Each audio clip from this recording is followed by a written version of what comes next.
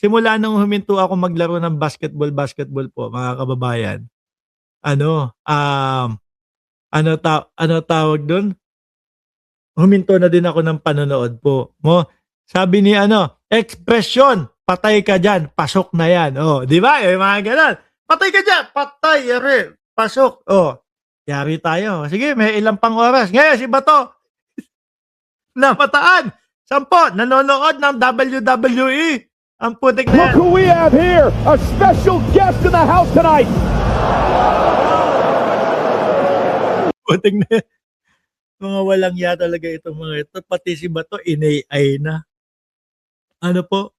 Si Bato nasa Estados Unidos. Pero kidding aside mga kababayan, yung mga DDS, yung mga DDS is, ang sinasabi nila, si Donald Trump galit sa ICC. Bakit? Akala nyo ba hindi galit si Donald Trump dito sa mga ito?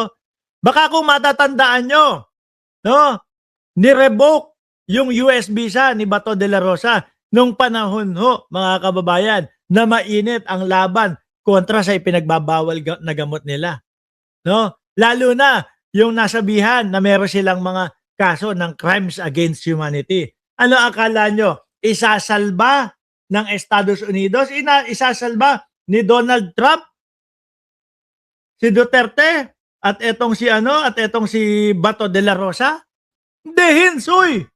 Subukan nyo na papuntayan si Bato de la Rosa sa Estados Unidos. Hindi papapasukin yan. Hindi, baka Sir Cesar de los Reyes. No? Baka papasukin naman po. No, pag pinapasok, di pasok na. O sige, Bato, enjoy! Tapos paglabas na paglabas, doon po sa gate, kunyari sa New York, no? Paglabas na paglabas doon sa gate ng New York mga kababayan, posasa na din. ICC, eto na.